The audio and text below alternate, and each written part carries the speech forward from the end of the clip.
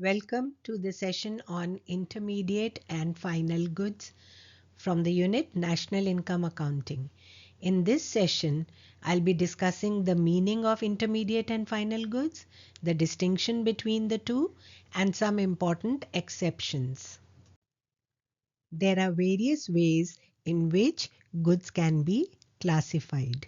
From the point of view of national income accounting, goods are classified on the basis of who is ultimately using the goods or who's the end user of the good. On the basis of end use classification, we categorize the goods into two: final goods and intermediate goods. Final goods are those goods which are used for either final consumption by the consumers or final investment by the producers. Intermediate goods are those goods which are used either for further production in the same accounting year or for resale in the same accounting year. Note that the phrase in the same accounting year is important. Final goods have a separate identity of their own, while intermediate goods do not have a separate identity as they become a part of the final good. Final goods are always traded or exchanged between producers and consumers. For example, when a household buys cake from the bakery, then cake becomes a final good. Intermediate goods are always traded or exchanged between two producers. For example, if a miller buys wheat from the farmer to make flour, then wheat becomes an intermediate good. Final goods lie outside the production boundary. I'll be discussing the concept of production boundary in my upcoming videos. Intermediate goods lie inside the production boundary. Final goods are included in national income and intermediate goods are not included in national income. Now this point is important because we need to understand what type of goods are included while calculating national income. Now, final goods include consumer durables like furniture and consumer non-durables like food items, and lastly, producer durables like machines. So durable goods are those goods which can be used over and over again for a long period of time, while non-durables are used only once. Intermediate goods include producer non-durables like raw materials. An important point to note here is that raw materials, semi-finished goods and finished goods with the wholesalers and retailers for sale in the same accounting year are intermediate.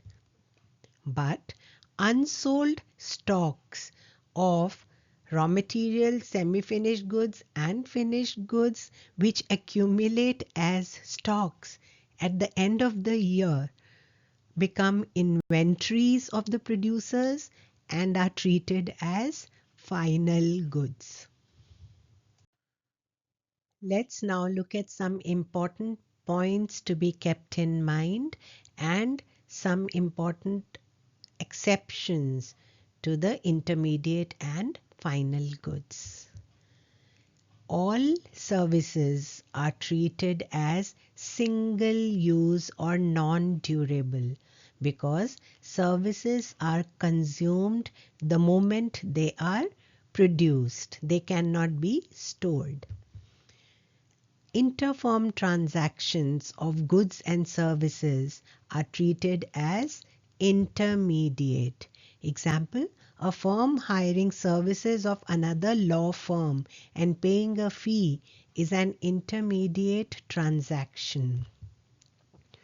All purchases of non-durables, including imports by the firms, are treated as intermediate goods.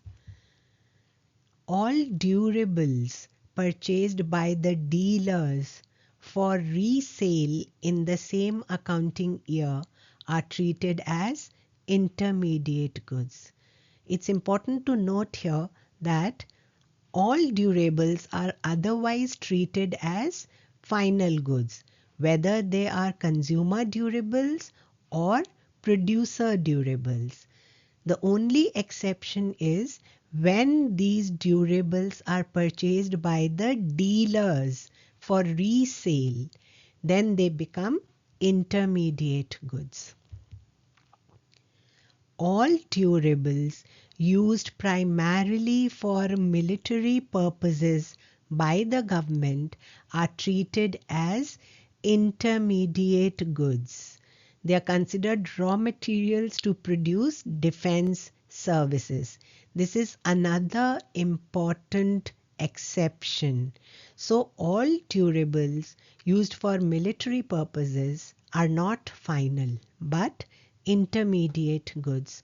For example, if a fighter aircraft is purchased by the government for military purposes, then it is an intermediate good. Houses are treated as capital goods. They are the only fixed assets or the income earning assets of the households. Stocks of raw materials, semi-finished goods and finished goods lying with the producers at the end of the accounting year become a part of inventory investment and are treated as final goods. Let's discuss a few questions.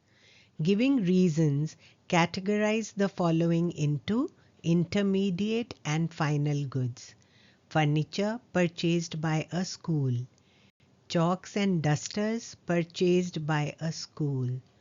Computers installed in an office. Mobile phone sets purchased by a mobile phone dealer. And machines. Now, furniture purchased by a school is a final good because furniture is a producer durable and therefore a part of final investment. Chalks and dusters purchased by a school are producer non-durables and are used for further production of teaching services in the same accounting year. Computers installed in an office are final goods.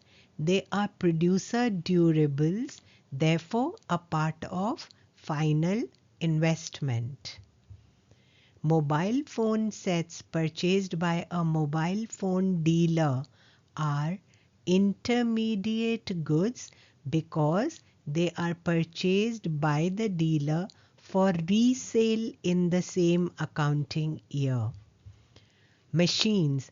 Now, machines can be an intermediate good or a final good depending on its end use.